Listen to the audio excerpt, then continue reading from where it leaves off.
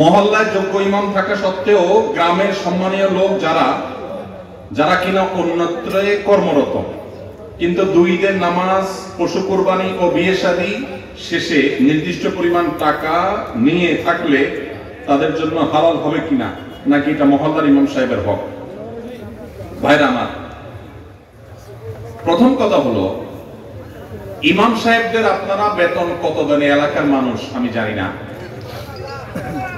ইমাম সাহেবের বেতন যদি 5,000 7,000 দেন, তাহলে ইমাম সাহেবের তো সংসার চালানোর জন্য ওই গরুর পশু কোরবানি করে তারপরে যায়া বিভিন্ন রকমের ডানে বামে নানা রকমের কাজ করে তারপরে তার সংসার চালাইতে হবে। এটা তো এলাকাবাসীর জন্য লজ্জা। এই প্রশ্নই হলো এলাকাবাসীর জন্য একটা লজ্জার বিষয় যে আপনাদের ইমাম সাহেবরা গরু কোরবানি করে তাদের সংসার চালাইতে হয় কেন? মসজিদে ইমাম সাহেবরা ইমামতি করেন, তাদের বেতন আপনারা কম দেন কেন? ইমাম সাহেবরা আছেন কেউ এখানে? বলেন, ইমাম সাহেব কি আছেন? ধরা হয়ে যাক এখনই। আছেন? ওই ইমাম সাহেব আছেন? ভাই বেতন কত আপনার বলেন, সত্য বলেন। হ্যাঁ, মাশাআল্লাহ, 12,000 তো খারাপ না একেবারে। কোন মসজিদ আপনার? কেন্দ্রীয় মসজিদে ইমাম যদি 12,000 হয়, তাহলে বাইরে তো 5,000 হবে। আর বাকি ইমাম সাহেবরা কই? ইমাম সাহেবরা আছেন কেউ? থাকলে হাত তোলেন। ইমাম সাহেবরা অনেকে তারা হয়তো বলতে চান না, আপনাদের মান সম্মান বাঁচানোর জন্য আপনারা ইমাম সাহেবদেরকে, এই এলাকাতে প্রচুর প্রবাসী থাকে আমি জানি। বাবা যে কোন এলাকার, কোন মসজিদের ইমাম? মাশাআল্লাহ, আপনার বেতন কত? 4,000। এই কপালপড়া এলাকার কোন লোক আছে এখানে? আছে? লজ্জা।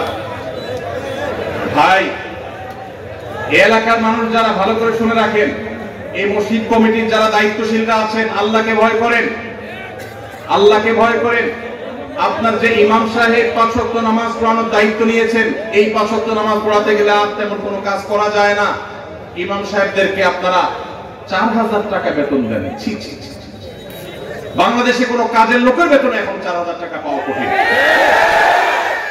ইমাম সাহেবদের এই অপমান, এটা কোন অবস্থাতে এলাকাবাসী সহ্য করা উচিত না।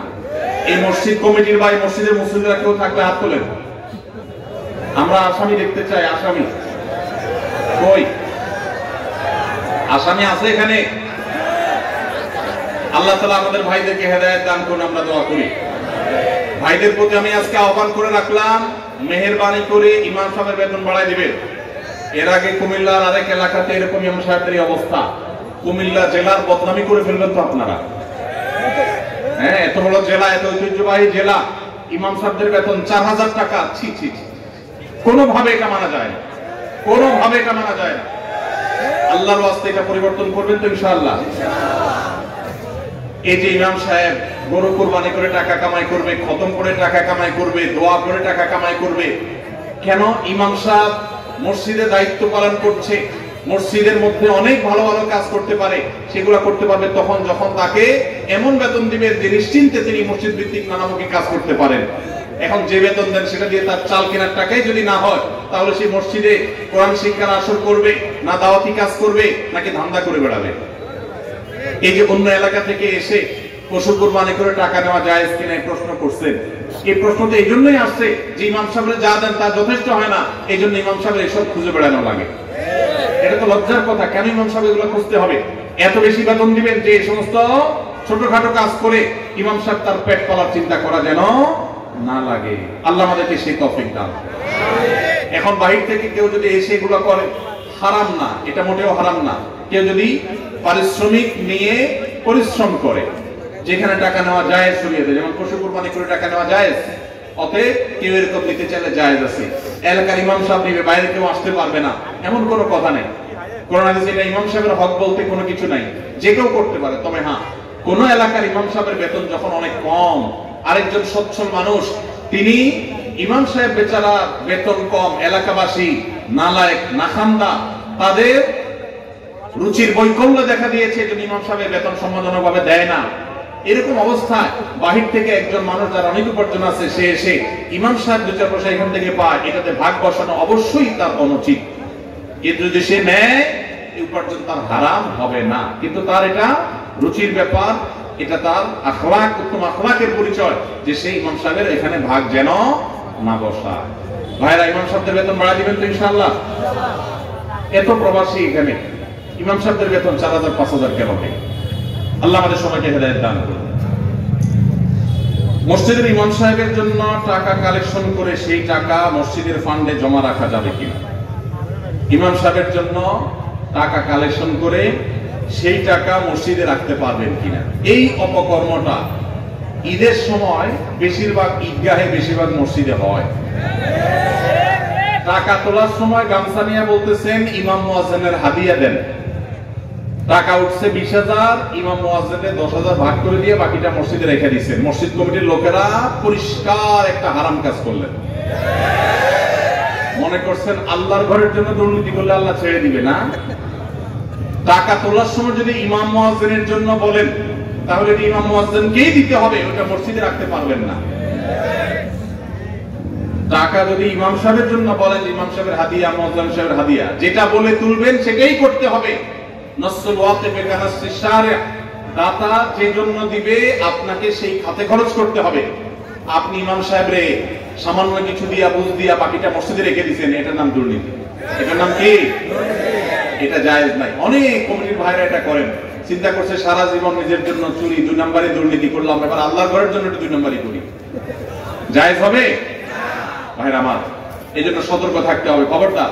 আর ইমাম সাহেবদেরকে বসায়া ঈদের দিন গামছা নিয়ে তাদের জন্য টাকা তোলা, এটাও তো আরেক লজ্জার কথা। ইমাম সাহেবদেরকে হাদিয়া দিবেন, এটার জন্য তাদেরকে বসায় রেখে তাদের সামনে ভিক্ষা করবেন, টাকা তুলবেন, এটা তো অপমানজনক কথা ইমাম সাহেবদের জন্য। কেন রে ভাই? এলাকাবাসী বিভিন্ন ভাবে ইমাম সাহেবদের ঈদ উপলক্ষে, ঈদের তারা বেতন পাবে, বেতনের পাশে এক্সট্রা একটা বোনাস পাবে, সেই ব্যবস্থা করা যায় না? নিজেরা বেতন দানের টাকা বাড়াই দিয়া ইমাম সাহেবদেরকে, মুয়াজ্জিনদেরকে বোনাস দিবেন, তাদেরকে ভিক্ষা দিবেন না, তাদেরকে অপমান করবেন না। যে এলাকাবাসী তাদের ইমামকে সম্মান করতে পারে না, মর্যাদা দিতে পারে না, তাদের চেয়ে হতভাগা, তাদের চেয়ে দুর্ভাগা আর কেউ হতে পারে না।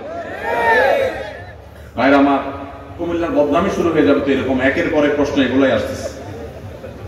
আপনারা সবাই ইমাম সাহেবদের হক আদায় করার চেষ্টা করবেন তো ইনশাআল্লাহ? আর ইমাম সাহেব যারা, তাদেরকেও বলতেছি, আপনারাও নিজেদের আত্মমর্যাদা বজায় রাখবেন, প্রয়োজনে না খায় থাকবেন, কিন্তু নিজের মান সম্মান নষ্ট করে টাকা কামাই করতে যাবেন না। আল্লাহ আমাদের ইমাম সাহেবদেরকে সেরকম ইমাম হওয়ার তৌফিক দান করুন। এরপর প্রশ্ন হলো, গ্রামের নাম কৃষ্ণপুর, অতএব কারণে মসজিদ ও মাদ্রাসার নামের পূর্বে কৃষ্ণ শব্দটি ব্যবহার হচ্ছে, এতে গ্রামের লোকদের করণীয় কি? কোনো অসুবিধা নাই ভাই।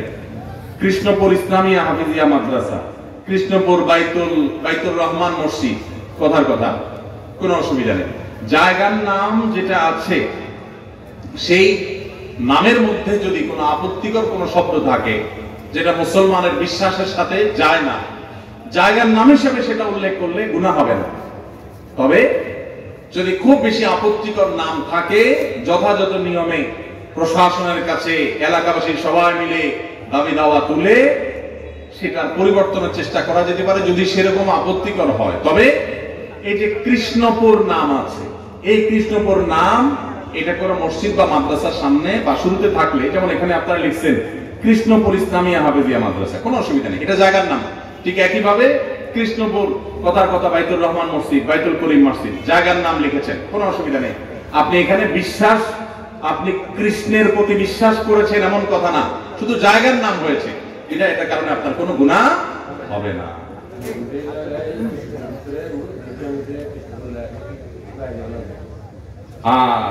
মুরব্বি বলছেন যে ঘড়ির মধ্যে ওই শব্দ লাগায় দেয়, সেই শব্দ আপনার মসজিদের মধ্যে থাকে, এটা অনুচিত কিনা? জায়গার নাম হিসাবে থাকলে তো নাজায়েজ না বলেছি, তারপরেও আল্লাহর ঘরের সম্মান, পবিত্রতা, মর্যাদা রক্ষা করতে গিয়ে তাওহীদের পরিপন্থী কথা, শব্দ, সেটা হোক জায়গার নাম, এটা ইমানি যে গায়রত, ইমানি যে আত্মসম্মান, এটার কারণে ওইটা অ্যাভয়েড করতে পারলে ভালো হয়। মসজিদে নাগা লাগানো তো কোনো জরুরি কিছু না, কাগজপত্রের বাইরে ঠিকানা হিসাবে লিখলে সেটা ভিন্ন কথা।